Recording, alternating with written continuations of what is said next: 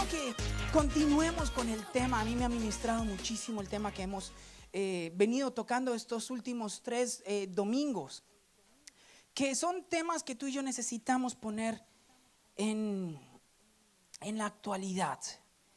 Son temas que necesitamos decirle: Señor, ayúdanos a ponerlos en orden, ayúdanos a interiorizarlos. Y quiero empezar con la pregunta de ¿cuántos se acuerdan? ¿Cuál es el tema que hemos venido tratando aquí en la iglesia? ¿Quién me puede decir el título? ¿Alguien se acuerda? Lo tenemos en... Exacto, punto por allá. El tema que nosotros hemos venido tocando es cristianos del siglo XXI.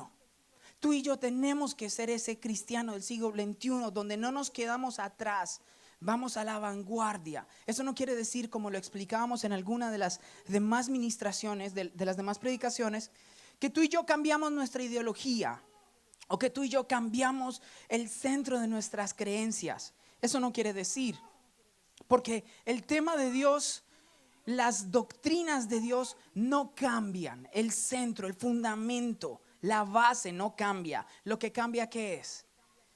Nosotros, la envoltura. Nosotros nos adaptamos. Hace años atrás, y lo ponía como ejemplo, hace años atrás, para los que no saben, hace muchos años, literalmente crecí en una iglesia cristiana. Entonces crecí con el pastor. Y eso que gracias a Dios mi papá siempre fue la diferencia, pero el resto de los demás pastores y todos los lugares donde yo iba siempre era lo malo. El internet era lo malo, las redes sociales era el malo, el televisor le llamaban la caja del diablo. Y entonces hoy todo el mundo ahora tiene que recurrir a todas esas plataformas para poder evangelizar. La manera ahora de evangelizar tal vez no es... Y yo no estoy en contra. Si Dios pone en tu corazón un día salir con un speaker y hacerlo en la calle, Dios te va a bendecir, Dios lo va a ayudar. La iglesia, nosotros tenemos que hacer ese trabajo. Pero hoy en día tú y yo podemos cambiar ese speaker y ese micrófono en una esquina por un post bien grande en nuestras redes sociales que diga: Jesucristo murió por ti y te está esperando. Algo por el estilo, algo que sea muy fácil de entender, muy diciente. Y así estamos predicando. Y eso es una invitación para que todos ustedes estén con nosotros, nos apoyen en nuestras redes sociales y compartan el contenido que nosotros estamos dando, porque el contenido es para bendecir a otras personas, para que lo que se da, lo que se predica, otras personas puedan también adquirir de eso y reciban de lo que Dios quiere darnos a todos nosotros. Y ahora sí, entrando en materia, hoy quiero que nosotros hablemos de algo que tú y yo tenemos que ser conscientes. Y aunque es un tópico relativamente lógico, es un tópico de la misma manera que nosotros lo dejamos de lado, porque no le prestamos mucha atención, no creemos, y más en este medio en el que nosotros, en este momento en el que nosotros vivimos, donde todo el mundo te va a hablar del tópico que yo te voy a hablar el día de hoy. Hoy Dios ha regalado el título de esta predicación: la batalla de tu mente. Tú y yo tenemos que entender que todo lo que tú haces empieza ¿en dónde? Empieza en nuestra mente. Todo lo que tú y yo somos en este momento empezó como una idea pequeña que a lo largo de la vida nos llevó a tomar diferentes acciones, diferentes decisiones, diferentes caminos. Y esa es la razón por la cual hoy tú y yo estamos acá. Todo empezó ¿en dónde? En nuestra mente. Tú y yo tienes que entender que los que desean tener una vida exitosa, ¿en dónde empieza ese deseo? En nuestra mente, con una idea. Tú y yo tenemos que entender que las metas que queremos lograr, ¿en dónde nacen? En nuestra mente. De la misma manera que los temores que nos acompañan en la vida, ¿en dónde nacen? También en tu mente. Todo lo que Dios quiere y Dios te ha entregado ha sido depositado en tu mente Porque es por eso que tú y yo hoy podemos decir que cuando recibimos a Cristo, ¿cuántos de los que estamos acá hemos recibido a Cristo? ¿O cuántos somos seguidores de Cristo? Es mejor decirlo de esa manera. Todos decimos amén. Si tú eres seguidor de Cristo, como lo soy yo, dice la palabra de Jesús, que entonces tenemos la mente de Cristo. ¿Qué quiere decir que tenemos la mente de Cristo? Es un estudio que estamos preparando para uno de estos domingos, porque el cristiano común, y me incluyo en esa porción, no entendemos a ciencia cierta qué es tener la mente de Cristo. Todos tenemos solo una vaga idea de lo que podría significar, pero cuando lo queremos llevar a la práctica es difícil. Es difícil poder llevar esa mente de Cristo a nuestra mente. Y en este mundo en el que vivimos, hoy en día tú abres tu red social, tú abres, no sé, YouTube, tú abres Facebook, Instagram, y aparecen todos los motivadores. Aparecen hoy en día, todos son coach. Entonces el coach de motivación personal para autosuperación, y muchos de ellos, como se denominan, vendehumos, porque no venden absolutamente nada, son solo meramente ideas. Pero como cristianos nosotros como que ponemos una barrera y queremos separar lo santo, lo sagrado, lo espiritual de lo que terrenal. Entonces es como que hacemos una división entre lo espiritual tiene que ver solo con Dios, orar, leer la Biblia, y lo intelectual tiene que ver con pensar, razonar, la intelectualidad. Pero cuando tú y yo leemos y vemos a Jesús, Dios nos enseña otra cosa. Las dos partes están interconectadas. Tú no puedes dejar tu parte espiritual por acá y tu parte intelectual por acá. Las dos sirven, las dos se relacionan y las dos tienen que estar sujetas a Dios. Eso es tener la mente de Cristo a grandes rasgos. Pero tú y yo no podemos hacer esa división, porque por hacer esa división es que muchos hijos de Dios no piensan literalmente en la manera en que están pensando. El pastor tiene un seminario, un curso, al cual se le llama la Escuela de Obreros.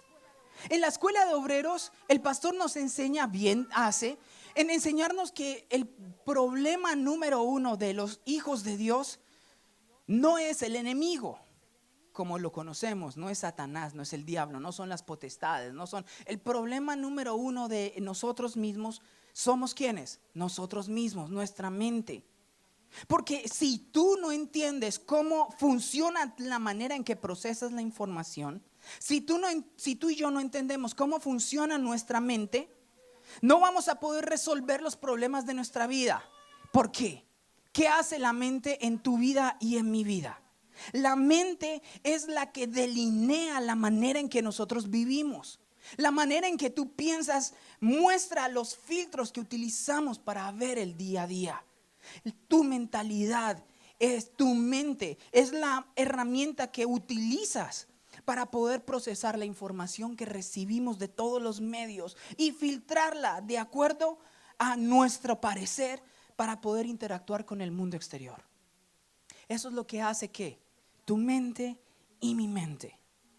Y por no saber esta verdad que se supone que es tan lógica, es la razón número uno por la cual los hijos de Dios siempre estamos intentando solucionar los problemas donde los problemas no los están. ¿Dónde están los problemas? ¿En dónde está eso? Acompáñame en tu Biblia, si eres tan amable, y vamos a mirar lo que dice Pablo con respecto a este tema. Acompáñame a segunda carta a los Corintios. Vamos a leer el capítulo 10, verso 3 y verso 5.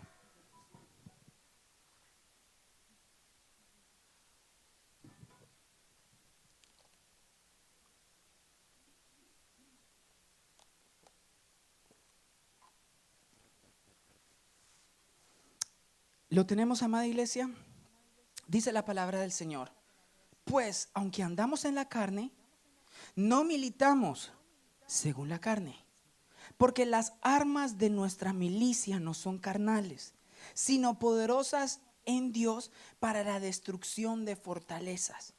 derribando argumentos y toda altivez que se levanta en contra del conocimiento de Dios y llevando cautivo todos los pensamientos a la obediencia a Cristo.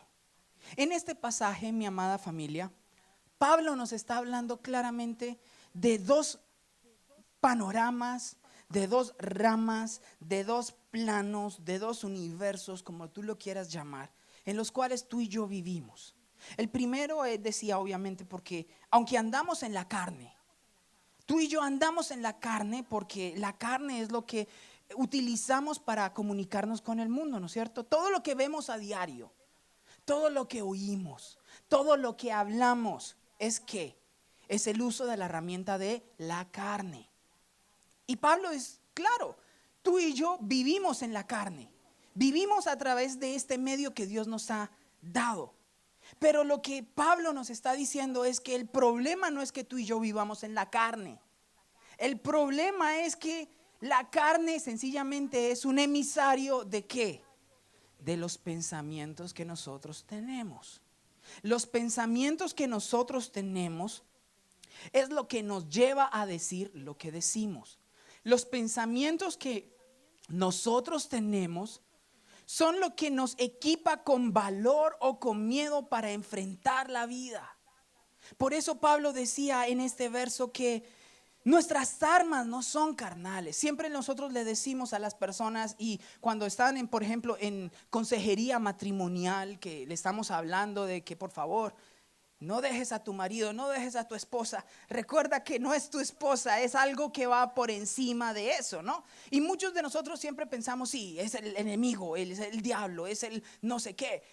Y muchas veces ni siquiera es nada de eso. Y eso es un punto que ahorita vamos a ahondar más en profundidad. Pero me impacta porque si dice el verso 5, si me acompañas nuevamente ahí al verso 5, Pablo dice: derribando argumentos y toda altivez que se levanta en contra del conocimiento de Cristo. Déjame hacerte una pregunta. ¿En dónde se levantan los argumentos? Los argumentos que tú y yo levantamos, ¿de dónde provienen? De nuestra mente. ¿En dónde se producen las emociones, como se describe en esta parte de la altivez?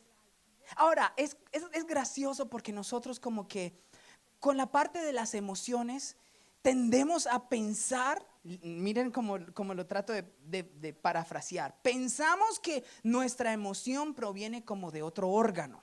¿Alguna vez ustedes han sentido que cuando nosotros estamos enamorados, qué es lo que uno se supone que siente?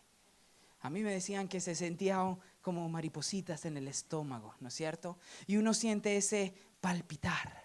Y entonces uno dice, yo vivo porque como que lo amo, y uno piensa que el amor está enclaustrado ¿en dónde? En nuestro corazón, en nuestra panza, ¿no? Y entonces muchos pensamos que vivimos de esa manera. Otros creemos, por ejemplo, en español nosotros le decimos el instinto a hacer algo. ¿De dónde viene el instinto? Si tú lo dijeras, pues como lo dicen las personas americanas, es como, es algo, yo sé, ustedes saben a lo que quiero decir. Es eso que tienes y entonces tú lo sientes y tú dices, tienes que moverte por eso. El instinto, ¿de dónde sale el instinto? El instinto sale de tu carne. La manera en que tú te quieres proteger, la manera en que tú quieres interactuar. ¿De dónde sale todo eso? ¿No sale todo eso de la mente? Y entonces, ¿por qué nosotros lo que menos le prestamos atención es a nuestra mente? Mirar cómo el pensamiento, el proceso de pensamiento se lleva a cabo en tu vida y en mi vida. Esa es la primera razón por la cual nosotros no triunfamos. Porque estamos tratando de solucionar los problemas donde los problemas no existen. Pablo en este versículo nos está dejando claro dos cosas. La primera es que esta es una batalla constante. Todos los días vas a tener esa batalla. Y lo segundo que nos está diciendo es en dónde va a suceder esa batalla. Todos los días tú y yo vamos a tener que enfrentarnos a pensamientos, ideas, sentimientos, y todo eso va a estar ¿en dónde? En nuestra mente. Esto es la razón por la cual, por ejemplo, si me acompañas a Romanos capítulo 7 es algo con lo cual nos podemos identificar como hijos de Dios. Porque yo sé que muchos de nosotros podemos decir esto. Muchos cristianos se aprovechan también de este pasaje. Romanos capítulo 7, verso 19 al 23. Y yo espero que tú y yo, como seguidores de Dios, utilicemos este pasaje de la misma manera que Pablo lo utiliza. Y no lo utilicemos como muchos cristianos lo utilizan, como la excusa de por qué hacen lo que hacen. Dice la palabra del Señor, verso 19. Porque no hago el bien que quiero, sino el mal que no quiero, eso hago. Y si hago lo que no quiero, ya no lo hago yo, sino el pecado que mora en mí. Así que, queriendo yo hacer el bien, hallo esta ley, que el mal está en mí. Porque según el hombre interior me deleito en la ley de Dios, pero veo otra ley en mis miembros que se revela contra la ley de mi mente y me lleva cautivo a la ley del pecado que está en mis miembros. Pablo está diciendo acá de la manera más honesta y de la manera más sincera: mira, yo quiero hacer lo bueno.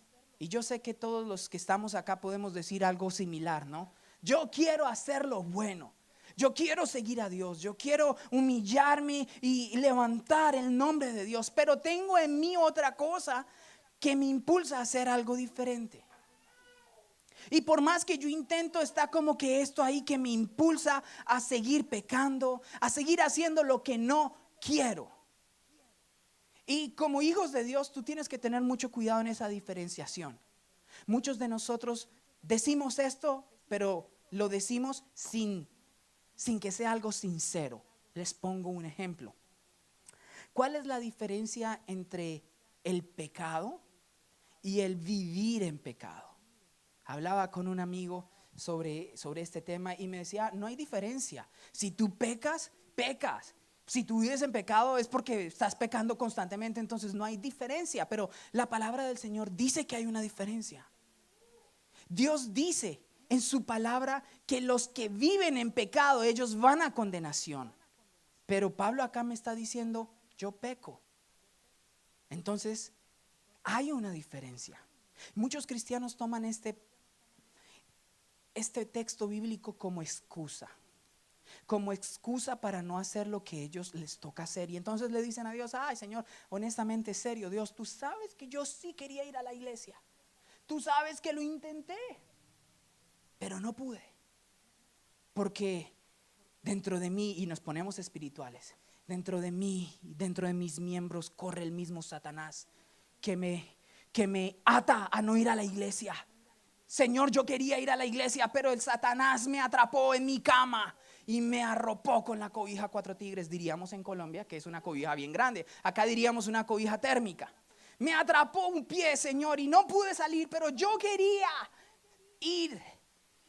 Llega el martes de las oraciones: Señor, yo quería tener un tiempo de oración y ver al pastor y escuchar la predicación. Señor, pero mi carne me dijo: pon Netflix y miremos el juego del calamar, o miremos esto, miremos lo otro. Mi carne, yo no puedo. Y entonces nos apegamos a pensamos que es como esa excusa que Dios nos está dando. Pero hay una diferencia entre pecar y otra diferencia entre ser consciente y vivir en pecado. Cuando tú vives en pecado, tú planeas lo que vas a hacer cuando sabes que no debes hacerlo. Y lo estoy hablando a todo nivel.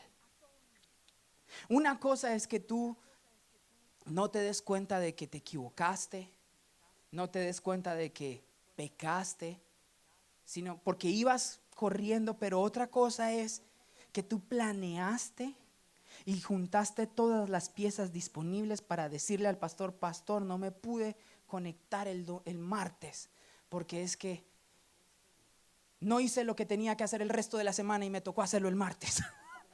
No hice mi trabajo el lunes, no hice mi trabajo el jueves, no hice mi trabajo el viernes, Señor, y ya tengo que presentarlo. Entonces, ¿qué tengo que hacer? Padre, es una ley que está en mí. y me veo forzado, Señor, a no conectarme el martes. Y no estoy diciendo que porque conectarse o no conectarse sea pecado. Lo estoy diciendo porque estamos desplazando la posición de Cristo. Porque tenemos que ser honestos, tenemos que ser realistas. El cristiano promedio no ora. El cristiano promedio no lee la Biblia. El cristiano promedio no tiene esos momentos especiales, esos momentos de intimidad, él solo. Entonces, ¿qué hacemos los líderes de las iglesias? Les estoy contando cuál es el negocio. El negocio es que el líder, el pastor de la iglesia siente la carga y dice: mis ovejas no se están metiendo lo suficiente con Dios por ellas mismas. Entonces, ¿qué es lo que tienen que hacer? Coger su callado y agarrar a la oveja y diciéndole: mira, este martes hay tiempo con el Señor. Ven a la predicación. Este domingo, mira, tenemos café gratis, ven. Mira, están trayendo unos sándwiches deliciosos, ven. Mira, ahí está caliente el auditorio, estamos en una mejor zona. Mira, ya no tienes que caminar mucho para poder llegar a la iglesia. Ven. Y entonces, exacto, muchas cosas. Porque el cristiano promedio no le interesa su propio bienestar. Bien dice el Señor que nosotros somos ovejas. ¿Sabías que la oveja es el único animal que no piensa en su propio bienestar? Quiero decir que si el pastor pone a la oveja en este lugar donde hay pasto y aquí hay un acantilado, a la oveja no le importa y sigue comiendo ¿y qué pasa? ¡Pah! Se cayó. La oveja no está como que, uy, hay acantilado, tengo que tener cuidado. A la oveja no le importa, a la oveja se va. Es por eso que el pastor utilizaba el cayado, que era el bastón con el que agarraba a las ovejas, con el que le pegaba a las ovejas en algunos casos, para que la oveja entendiera. Y le dije: venga, mamita, que por allá no es. Venga, que eso no es. No coma esto, no haga lo otro, tenga cuidado, tenga aquello. Muchos pensamos, yo en algún tiempo atrás pensaba que los pastores utilizaban técnicas que eran un poco feas, porque los pastores utilizan perros. Ustedes han visto eso, igual que con las vacas y todo eso. Los pastores, los calling, que son súper bonitos para poder colocar a las ovejas y poderlas ubicar. Y yo decía: uy, pero ¿por qué tiene que ser de esa manera? Pues imagínate controlar un rebaño de 50, 60 ovejas, todas sin idea de qué es lo que va a pasar. ¿Cómo tú las colocas en esa posición? Pues tienen que utilizar diversas cosas para que eso pase, porque si no, la oveja no le interesa. Entonces, por eso yo estoy diciendo que nosotros como pastores y todas las iglesias, todos los pastores hacen lo mismo. Y entonces esa es la razón por la cual muchas iglesias dicen: yo tengo reunión lunes, martes, miércoles, jueves, viernes, sábados y domingos, festivos en 2 momentos, porque están intentando hacer ¿qué? Crear un método de espiritualidad en el creyente. Pero déjame decirte algo: la salvación junto con la relación con Dios es individual. Solo eres tú y solo soy yo el que hacemos eso. Así que no cojas esto de excusa. Como decíamos en una de las predicaciones pasadas, cuando no eres organizado, cuando no eres práctico, cuando no eres eficiente, no pongas a decirle: Señor, es que no puedo, es que de verdad que yo quería y no pude, porque realmente no lo dices sinceramente. Porque cuando lo dices sinceramente, tú sabes que lo estás diciendo sinceramente. Tú te sientas y le dices: Señor, no pude, porque honestamente no pude, Señor. Pero si se está volviendo una rutina el mirar a los ojos a Dios las primeras veces y decirle: no pude, pero ya de vez en cuando, ya después de un punto donde se cruza el límite, ya ni nos interesa decirle al Señor: Señor, sorry, no pude. No, ya no nos interesa, sino como que grave: Señor, usted entiende, porque Él tiene que entender. Eso es lo que nosotros estamos mirando acá. Tú y yo tenemos que saber que la batalla que se lleva en nuestra mente tiene que ser algo que tú seas consciente de que estás teniendo esa batalla. Hay muchos cristianos que no son conscientes de esa batalla. Sencillamente piensan que es otra cosa, pero no. La batalla es en tu mente y en mi mente. En este momento hay miles de pensamientos que están llegando a tu vida. Unos pensamientos buenos, unos pensamientos que te están diciendo, sí, sabe que Jay tiene razón. Otros pensamientos que está diciendo, uy, se está soltando el telón negro por allí. Otros pensamientos están diciendo, ¿y ahorita qué voy a hacer saliendo de acá? Otros pensamientos están diciendo, uy, tengo como hambre. Otros pensamientos están diciendo, ¿por qué no vino fulanito de tal? Muchos pensamientos están corriendo en tu mente, pero ¿quieres oír una verdad? Solo tú eres el único que le das prioridad a uno de esos pensamientos. ¿Quieres saber otra verdad? Nadie te puede obligar a pensar algo que tú no quieres pensar. Ni aún Satanás puede obligarte a pensar algo que tú no quieres pensar. El ejemplo que se me ocurre para dar acerca de esto, ¿has intentado hablar con alguien que no quiere hablar contigo? Tú te sientas a hablar con esa persona y le empiezas a contar y la persona, ¿cómo sí? Sí, y tú sabes, no me está prestando atención, no quiere hablar conmigo, o sea, tú no puedes. Y tú le dices, ay, pero póngame atención. Sí, ya, ahora sí. Y vuelves y arrancas. Y son, digamos, mentes dispersas. Porque no pueden concentrarse hablando contigo. Porque sencillamente no quieren.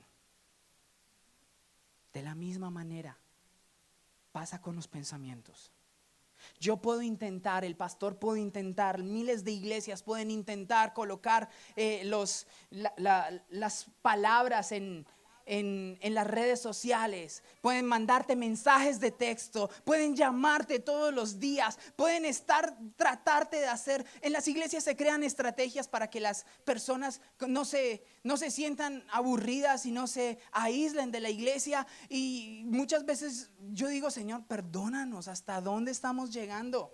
Que porque tenemos que cuidar que la persona no se aburra, no se sienta sola, que la persona encuentre amigos. Yo decía, a la única persona que le interesa, a la única razón por la cual un cristiano debe venir a la iglesia es que se encuentre con Dios. Si es que no se encuentra con Dios en su propia casa, que tendría que ser de esa manera. Pero hoy en día nos preocupamos como pastores, y le estoy hablando sincero, porque este es el cristianismo del siglo XXI. Hoy nos preocupamos que porque si la joven que no viene no encuentra amiguitas, se va a aburrir y se va a ir. Y uno empieza, Señor, y uno ahora, miren, uno cae en eso, y Señor, y el ministerio de damas, es que hay muchas damas y no se está haciendo trabajo con las damas, y entonces se van a aburrir y se van a ir a un ministerio que sí tenga ministerio de damas, y entonces uno dice, tengo que hacer ministerio de damas, porque hay que invitarlas para que unan y vayan y hablen mal de los maridos, no mentiras, porque necesitamos ayudar a las mujeres de esto, necesitamos ayudar a las mujeres, y se crea una atmósfera de yo no quiero perderte, cuando debe ser una atmósfera de yo no quiero que tú te condenes, yo quiero que tú crezcas, yo quiero que tú seas la diferencia, yo quiero que tú crezcas conforme a la estatura de Cristo. Eso es lo que a una iglesia le debe interesar. Desafortunadamente somos ovejas y no nos interesa eso, nos interesa es comer, que sea rico por acá, que el agua sea fresca, que las luces sean bonitas, que todo sea esto, porque no nos interesa todo esto. Y tú y yo tenemos que entender que ¿dónde está pasando todo eso? Cuando tú llegas a X lugar y dices, ay, yo ya no siento el estar en este lugar.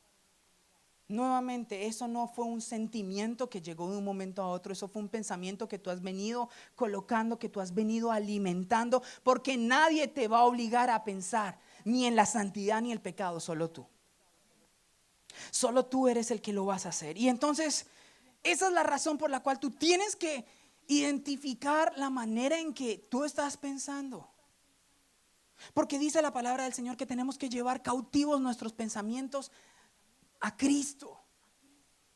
No me contestes, yo no te voy a contestar, pero piensa, en este momento, tus pensamientos están siendo llevados cautivos a la obediencia a Cristo, o tus pensamientos te están impulsando a ir en desobediencia.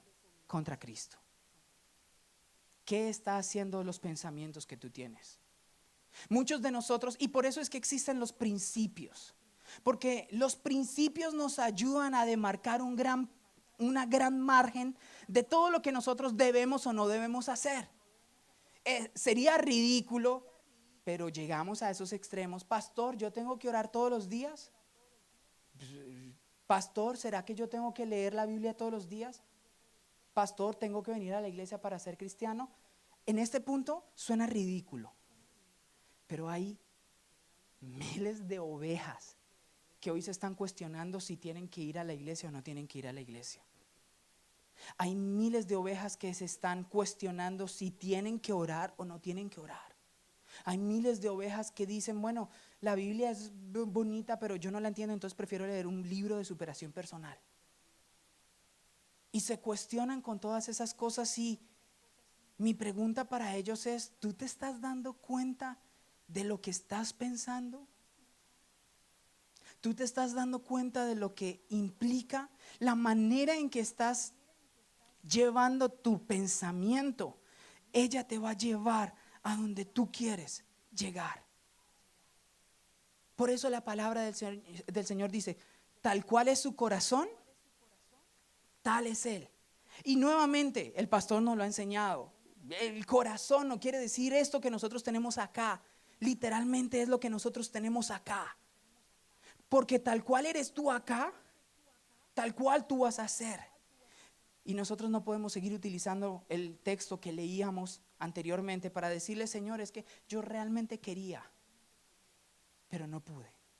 Es por eso que si ustedes leen en Eclesiastés, Eclesiastés es un libro hermoso. Y el escritor de Eclesiastés dice, mira, es mejor que tú llegues a la presencia del Señor y te quedes callado, y no que llegues y que prometas y no cumplas. Porque el problema número uno de nosotros es que nosotros no entendemos dónde está nuestro problema y queremos es arreglarlo en otro lado. Les explico con ejemplos didácticos. Una de las batallas más fuertes que nosotros vamos a luchar y vamos a tener durante toda nuestra vida es la batalla de la hiperespiritualización de las cosas. ¿Qué quiere decir eso? Los hijos de Dios desafortunadamente pensamos que todo lo que pasa en nuestras vidas es porque Satanás se ha levantado en nuestra contra. Y yo no estoy diciendo que tú y yo seamos enemigos de Satanás. Yo no estoy diciendo que porque ahora somos seguidores de Cristo, Satanás no va a venir en nuestra contra. Va a pasar. Mi punto es que nosotros hiper espiritualizamos todas las cosas, cuando las cosas en la mayoría de las ocasiones son cosas de sentido común. Les pongo un ejemplo. Muchos cristianos tienen problemas con algún tipo de pensamiento. Digamos que son pensamientos de, no sé, amargura, de celos, envidia, y están teniendo ese problema.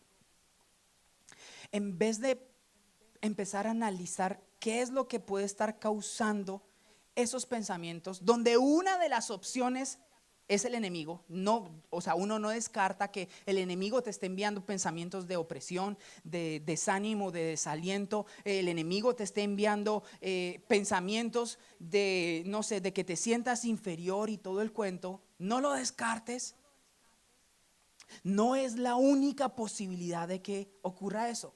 ¿Tú sabías que desde que se pusieron las redes sociales, los índices de felicidad de las personas han estado decayendo abismalmente? Desde que se levantaron y desde que están funcionando todas las redes sociales, los índices de suicidio están aumentando constantemente. ¿Tú sabes por qué? No es necesariamente porque Satanás te lleva al suicidio o Satanás te lleva a la depresión. Es porque si tú te la pasas viendo al tipo fitness que no hace nada más que entrenar todo el día y lo ves y siempre compra esta malteada y vas a tener mi cuerpo. Y entonces tantas personas que se la pasan viendo y son obsesionados con ese, que ahora le está comiendo esto. Y entonces dejó todas estas. Y entonces ahora voy a hacer la dieta de Pepito Pérez. Y entonces ahora voy a hacer el ejercicio, la rutina de ejercicio de Pepito Pérez. Y ahora Pepito Pérez sacó un libro y me lo voy a leer para tener una vida más saludable. Y ahora sacó una rutina de ejercicio para... Y tú y yo tenemos que entender que la mayoría de las personas trabajamos 40 horas al día, tenemos hijos, tenemos hijas, tenemos un esposo, una esposa, no nos dedicamos a nuestro cuerpo lo que nosotros nos dedicamos. Y entonces, ¿qué es lo que pasa? Cuando nosotros nos salimos del baño y nos miramos al espejo y decimos, uy, qué cosa tan fea. Y miras tu Instagram y dices, yo, ¿por qué no puedo tener esto? Miras la vida, por ejemplo, una de las cosas, soy honesto con ustedes, una de las cosas que más disfrutamos mi esposa y yo, y ya estoy contando intimidades y yo sé que a la iglesia le gusta escuchar eso, a nosotros nos encanta viajar. No, es algo que disfrutamos, conocer nuevas cosas y explorar y conocer. Y algunas personas de acá de la iglesia saben. Pero cuando nuestra vida se obsesiona con todas las personas que viven de mostrar lugares turísticos, y yo comparo mi vida y digo, y Dios de la gloria, yo solo puedo viajar 1 o 2 veces al año, y esta persona sube video, sube video, sube video, sube video, y no, y que conoció Disney, que conoció Universal, y que se fue para la Patagonia, y que se fue para no sé y la Conchinchina, y ahorita va a sobrevolar la atmósfera de la tierra. ¿Qué es lo más lógico que pase? Que yo me frustre. ¿Por qué? Porque yo digo, yo quisiera tener eso y no puedo. El problema es que yo no me estoy dando cuenta de que eso es lo que me está haciendo sentir mal. ¿Qué es lo que yo estoy pensando? Satanás, Satanás. Y entonces hacemos lo que nos han enseñado que debemos hacer, pero lo hacemos mal porque estamos utilizando la herramienta mal. Nos encerramos toda una noche a orar. Y empezamos a leer la Biblia donde tú eres especial tesoro, tú eres nación santa, pueblo adquirido por Dios, porque tú eres la niña de mis ojos, porque yo te tengo para grandes cosas. Y buscamos las concordancias bíblicas de todos los textos bonitos, donde Dios te tiene, Dios te lleva de gloria en gloria, de triunfo en triunfo, porque más son los que están contigo que en mi contra. Y entonces arrancamos a orar y estamos orando y salimos súper empoderados de la oración. Terminamos un martes la oración del pastor, decimos, sí, nos vamos con toda. Y nos sentamos a mirar nuevamente el Instagram. ¿Y qué pasa? Nuevamente vienen 1000 pensamientos. Uy, mire, acabo de subir esto. Uy, mire, tan bonito ese carro que tiene. ¿Cómo hace para ganar tanta plata? Y uno empieza a mirar, no, que descubre los 5 pasos para tener un income pasivo. Y te empiezas a ir deprimiendo. ¿Y dónde creemos que está el problema? Satanás me está atacando, Satanás me está dando duro y Satanás me quiere destruir y me quiere hacer que yo me olvide que soy hijo de Dios. No, eso es falso. O sea, no es falso, pero en este ejemplo no es el caso. Tú y yo no podemos pensar que la oración va a tener éxito si la oración no lleva consigo un cambio después de la oración. Me explico. Si yo estoy orando y estoy creyendo que Dios está haciendo su obra y su voluntad, la oración me tiene que llevar a hacer cambios en mi vida y en mi entorno para tener un éxito. Si ustedes leen todos los hijos de Dios que están en la Biblia, todos después de que oraban hacían algo. Y no era sentarse a ver las redes sociales. Vemos por ejemplo a Jacob después de que oró y vio lo que vio y vio increíble, la escalera al cielo, una visión increíble. ¿Qué fue lo primero que hizo después de que terminó lo que estaba pasando ahí? Se levantó y empezó a mover piedras y las puso.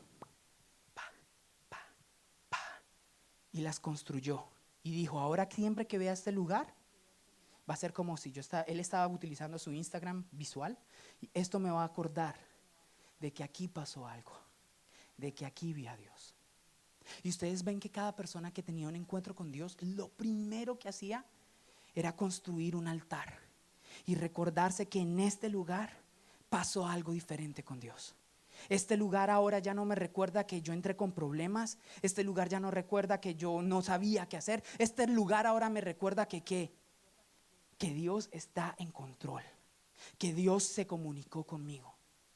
Dios es el mejor psicólogo que existe. Hay muchas personas que dicen, la psicología es pura X, porque ese es el estudio de solo la preguntadera y de la suposición de las cosas. Pero Dios es el mejor psicólogo que existe del mundo. ¿Sabes por qué? Porque Dios te hizo. Dios sabe cómo funciona tu mente y mi mente. Dios es el mejor psicoanalista que puede existir. Entonces, ¿sabe qué le decía al pueblo de Israel? Para que ustedes entiendan que de dónde salieron todos esos póster de que lo vas a lograr y vas a salir bien y cree en ti, que todo es posible. Decía Dios, pon esto en todos los lugares de tu casa.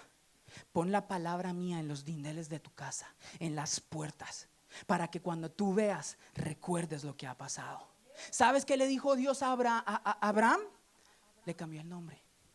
Tú ya no vas a ser Abraham, tú vas a ser Abraham. Que ahí yo diría, pues póngale algo un poco más diferente, ¿no? Tú eres Abraham, ahora vas a ser, no sé, Max. Algo que sea, porque muchas personas no entienden que hubo un cambio, porque no es nuestra cultura. Pero en la cultura de él hubo un cambio.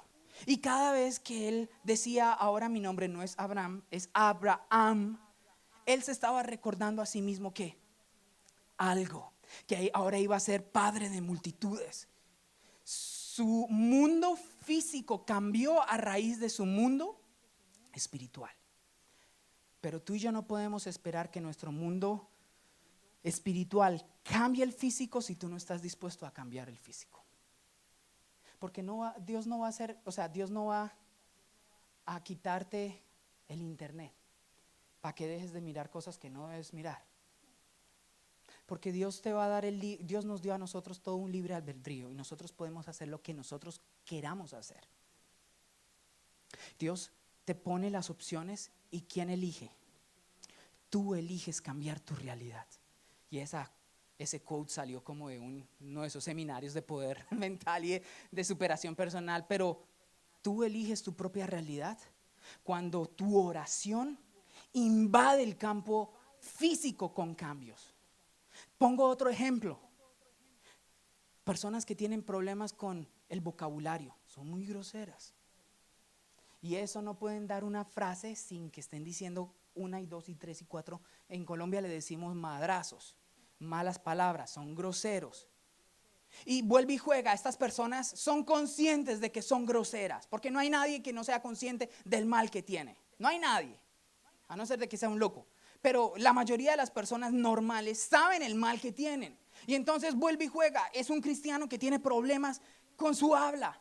Y se mete a orar y nuevamente ora y reprende a la lengua biferina. Y entonces Satanás, ya no tienes control de mi lengua, ya no puedes hacer esto, ya no puedes hacer lo otro. Y sale del momento de oración y pone música terrible. Música que no quiero decir ningún género para que no digamos que yo estoy tirando para algún género para el otro, pero la música que está escuchando, la letra que estás escuchando, es letra que te está induciendo a ser ¿qué? Grosero. Dime, ¿va a haber un cambio en ti? El problema es que estamos hiper espiritualizando todas las cosas, cuando el problema es más fácil de solucionar de lo que nosotros creemos. Si nosotros hacemos cambios, pueden haber cosas que van a tener un impacto súper visible con pequeños cambios en tu vida. Porque tú empezaste a utilizar lo que Dios te dio. Porque no todo es el enemigo, sino tú te sientas como una persona lógica, con la mente de Cristo, a pensar qué es lo que te está haciendo pensar en eso. ¿Qué es lo que te está impulsando a sentir eso? ¿Qué es lo que te está llevando a hacer todas esas cosas? ¿De qué sirve la oración si no hay acción? La palabra del Señor en Santiago decía con respecto a la fe, que la fe es muerta si no te lleva a hacer una acción. Yo digo lo mismo de la oración. Si la oración no te lleva a hacer una acción, la oración que acabaste de hacer no te sirvió para nada. Fue un mero problema emocional, que es el otro problema que nosotros tenemos, la hiperemocionalidad. Eso es otra batalla que nosotros tenemos. Y en esta época que nosotros estamos viviendo, una de las emociones más dañinas que nosotros tenemos y que los cristianos de hoy en día estamos enfrentando es el positivismo tóxico. ¿Qué es el positivismo tóxico? Y aquí estoy metiéndome en campos delicados, porque todos nosotros sabemos todos los textos bíblicos para cuando hablamos de que Dios tiene el control.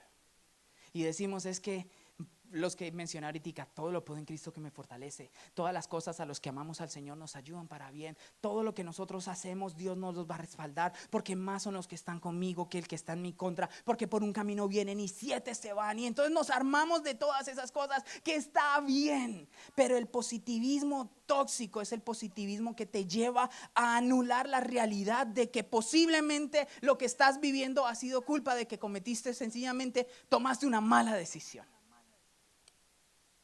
Y entonces el positivismo tóxico te cierra y te nubla inclusive con textos bíblicos, donde tú empiezas solo a confesar el texto bíblico, pero nuevamente no te hace hacer absolutamente nada.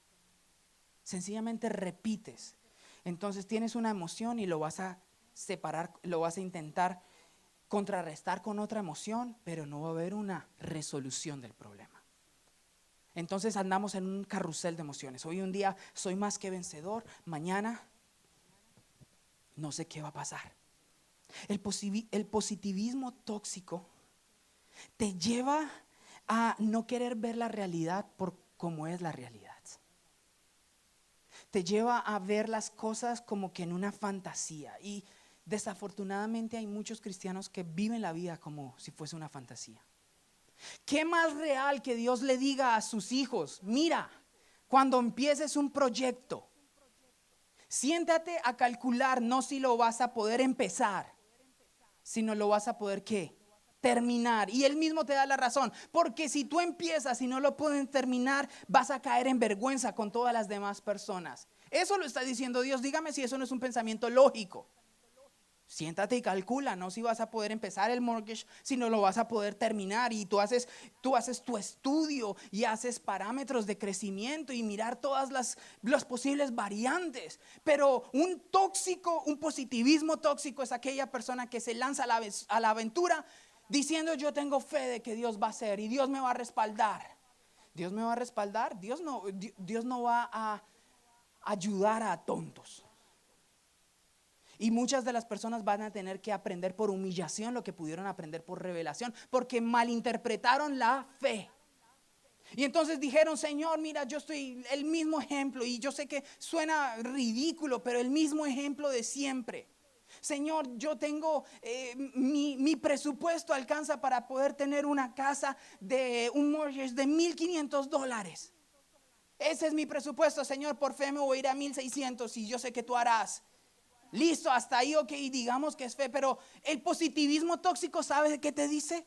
Tú eres el hijo del Rey de Reyes. Dios es el dueño del oro y de la plata del mundo. Métete por un mortgage de 3,500, que Dios te va a apoyar, que Dios lo va a hacer. Hazlo, lánzate, conquista, sal y haz lo otro y aquello y lo otro. Y si esa es la verdad, entonces ¿para qué Dios dijo siéntate y calcula?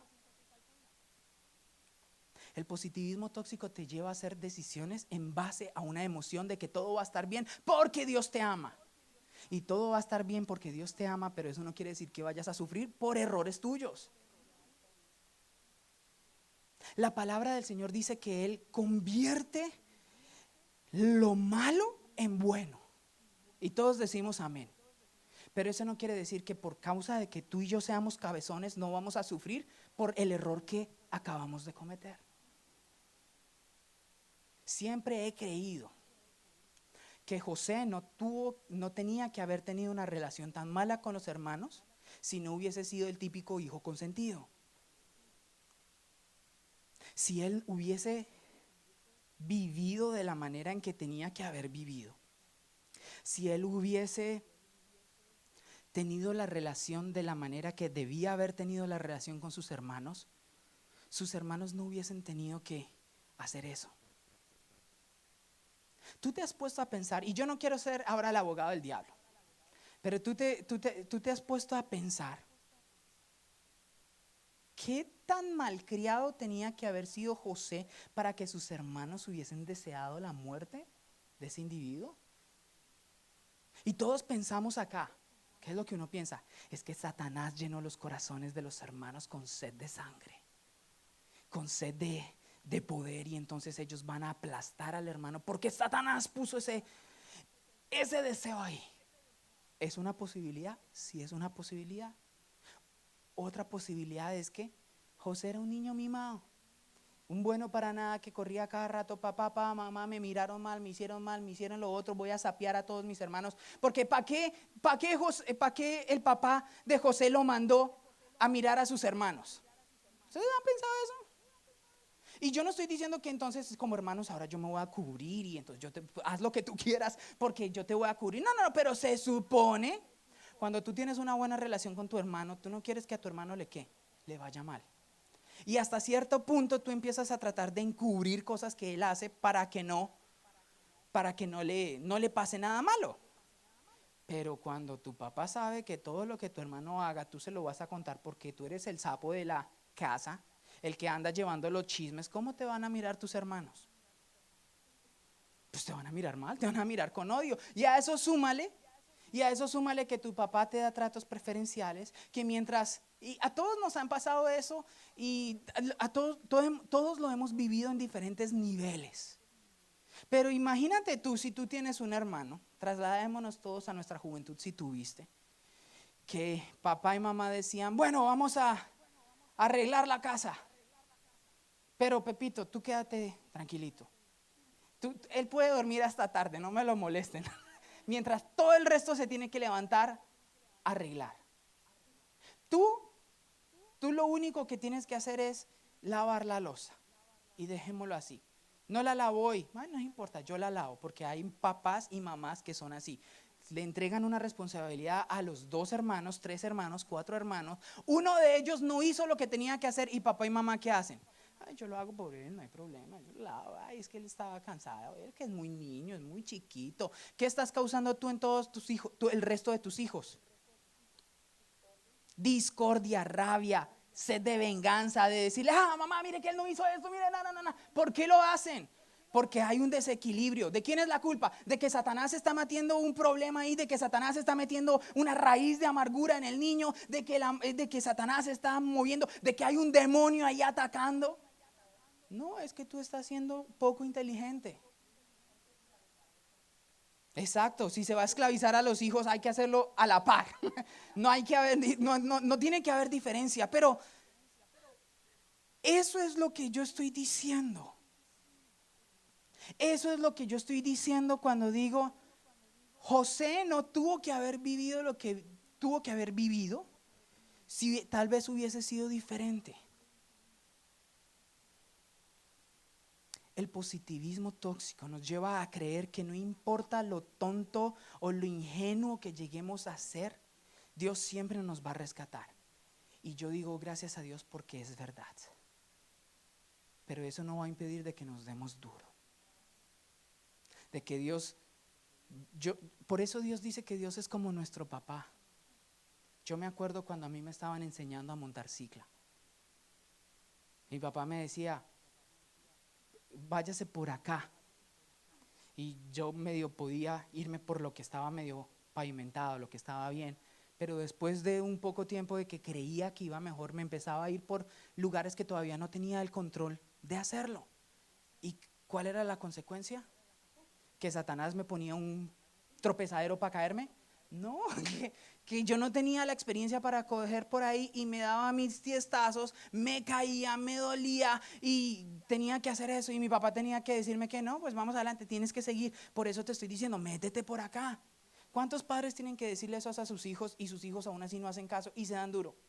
Que no se meta por ahí, que agache la cabeza, que cuando entre al carro agache la cabeza, y no lo hacen. ¿Y es problema de Satanás? ¿Es problema del enemigo que lo está atacando? No. Eso es lo que yo estoy hablando. Y suena ridículo y suena hasta Ya está mucho, o sea, ya estamos allí, pero es que estamos cayendo en eso. Estamos cayendo en ese positivismo tóxico que todo nos lleva a pensar de que el mundo es color de rosas y que no va a haber problema porque Dios está con nosotros. Dios está con nosotros, pero tú y yo tenemos que estar como atalayas. Porque la palabra de Dios dice, el enemigo está como león rugiente mirando a quién devorar. Si tú te descontrolas, pues el enemigo te devora. Pero no puedes pensar de que como Dios te prometió que tú ibas a estar bien, entonces tú evades la responsabilidad que tú tienes. Eso es positivismo tóxico. Tú y yo tenemos que ser conscientes que Dios no va a quitar la responsabilidad individual que tenemos sobre nuestros actos. Y las cosas siempre tienen una razón de ser. Tú y yo somos personas reactivas. Es por eso que tú debes que mirar qué es lo que te lleva a hacer. Tú tienes que entrenarte a reaccionar adecuadamente. Esos son los principios bíblicos. Cuando tú llegas a la iglesia y lees la Biblia y los empiezas a interiorizar y los empiezas a hacer una realidad en ti, teóricamente tú te estás preparando para poder reaccionar cuando venga algo. Tú te estás preparando cuando venga el enemigo con una tentación, porque tú ya sabes cómo reaccionar. Pero si no lo hacemos eso porque no pensamos cómo lo vamos a hacer. ¿Alguna vez tú te has preguntado qué pasaría si alguien llega a proponerte algo que no estamos muy seguros si le pertenece a Dios o a nosotros? Todos tenemos en nuestra vida algo que decimos, ¿y qué pasaría si esto pasa? Que yo sé que va completamente en contra de lo que Dios quiere hacer.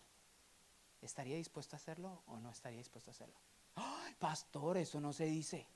Eso no se dice, no, yo tengo que decirte, va a llegar un momento en donde el enemigo te conozca también, no porque él conozca tus pensamientos. Es como la maquinita esa de la verdad y la mentira, no es que conozca lo que tú estás pensando. ¿Cómo funciona esa maquinita? ¿Alguno sabe cómo funciona esa maquinita? Esa maquinita detecta los cambios fisiológicos que tú tienes con respecto a las preguntas. Entonces ellos hacen un test de prueba donde ellos toman un balance y sobre ese balance después te hacen otras preguntas para ver cómo tú reaccionas. Y los cambios mínimos es lo que detectan. Y entonces dicen, cuando le hice esta pregunta y me dijo sí, mire cómo se subieron estas cosas. Y cuando esta otra pregunta me dijo no, mire cómo hizo esto. Eso me quiere decir que no, hay algo raro en eso. ¿Sabes? El enemigo está así contigo. Él te manda un dardo. Y él ve cómo tú cambias. Dejaron esos $20 ahí pagando. ¿Qué voy a hacer? Dejaron esto. Señor eterno, ¿qué vamos a hacer? El enemigo está ahí, esperando cómo tú reaccionas. Y tú tienes que estar preparado. Y yo sé que todos en nuestra vida tenemos algo. Y no es malo, entre comillas. Pero tú y yo tenemos que saber que somos vulnerables porque estamos en la carne. Y todos sabemos que tenemos un límite, entre comillas. Y tú y yo tenemos que estar preparados para ese punto. Si no te preparas para ese punto, llega la tentación y no eres capaz de correr como José. Llega la tentación y caes redondo porque no te preparaste. Cuando tú estás listo y tú interiorizas los principios de Dios y estás listo y haces cambios en tu vida, cuando pase algo insofacto, tú reaccionas inmediatamente y dices, no, esto no es de Dios, me tengo que ir. Como yo me acuerdo que hace algún tiempo hubo una película, no me acuerdo cómo se llama, donde le estaban enseñando a la niña de natación. Y entonces el actor tenía una pistola y siempre que disparaba, la niña se asustaba. Y entonces él dijo, no, vamos a empezar a entrenar y cuando tú escuches el disparo, reacciona, te tiras. Y ella empezó a entrenar de esa manera para que se volviera familiar. Escuchaba el pa y la niña se botaba al agua, reaccionaba, no decía. Y pasó algo donde la iban a secuestrar y la niña quedó en shock, no sabía qué hacer. Y el actor dispara al aire y la niña inmediatamente ¿qué hace? Se activa y sale corriendo. ¿Por qué? Porque entrenó, porque supo qué es lo que tienen que hacer. Lo mismo tienes que hacer tú. Juega con ¿y qué pasaría si alguien me propone esto? ¿Cómo le digo a alguien sí? si tengo esto o no tengo esto? ¿Cómo le respondo si algún día llega, no sé, el superhombre del momento, porque tenemos el auditorio solo de chicas, pero si llega el superhombre para, sí, los millennials y para allá decimos Brad Pitt y ahorita dirán otros, pero digamos, sí, vamos a ir desde los 80 para... No. Pero ¿qué pasaría si llega la persona de tus sueños, el ideal que tú estás esperando de hombre, de macho, de alfa, de no sé qué, y te hace una propuesta y tú casada? ¿Cómo reaccionas? Nosotros como cristianos no nos preparamos para eso. Nosotros como cristianos no nos preparamos para esas cosas porque decimos, eso nunca nos va a pasar.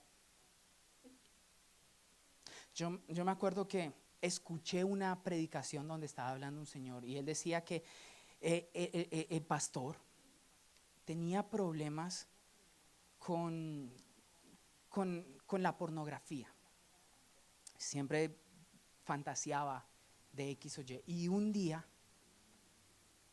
se subió al carro una chica y le dijo algo que no debía haberle dicho. Y él decía que esos segundos fueron eternos porque él dijo, o hago lo que mi mente ha venido trabajando todo este tiempo, o digo no. Y dice a él que lo único que él pudo hacer entró en un estado de shock por lo que le había dicho la chica, y lo único que pudo hacer fue gritar y decir, sálgase.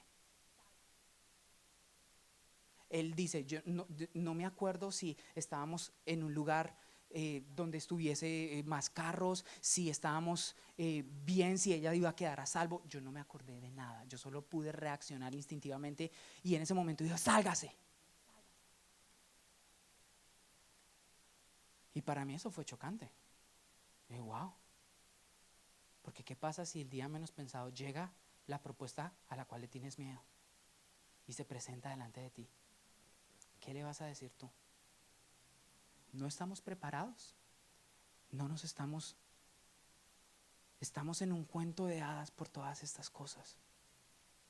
Por eso, amada familia, nunca desmerites el trabajo que sucede acá, porque el diablo no te va a presentar los problemas allí sin antes presentártelos acá.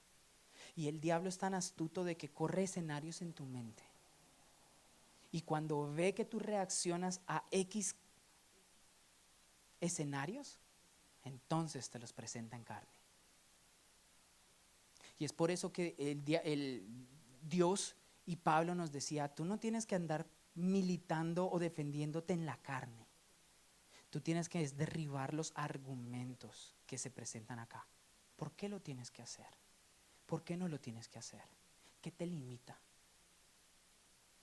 Si hoy tuvieses la oportunidad de hacer algo y nadie se diese cuenta de lo que vas a hacer y no hubiese repercusión, ¿qué harías? Eso es una pregunta que a mí me causa mucha inquietud, porque conozco mis debilidades y tú debes conocer las tuyas. Si nadie se va a enterar, ¿lo haces?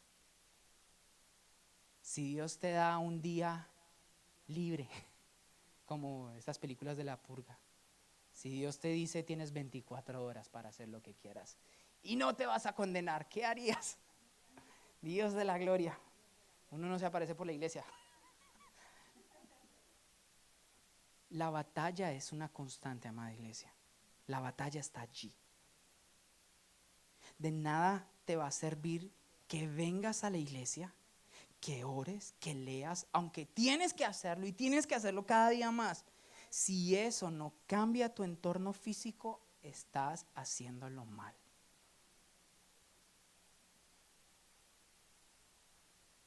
Eso es el cristianismo, eso es el cristianismo del siglo XXI. Eso es lo que tú tienes que hacer. Cierra tus ojos por un instante.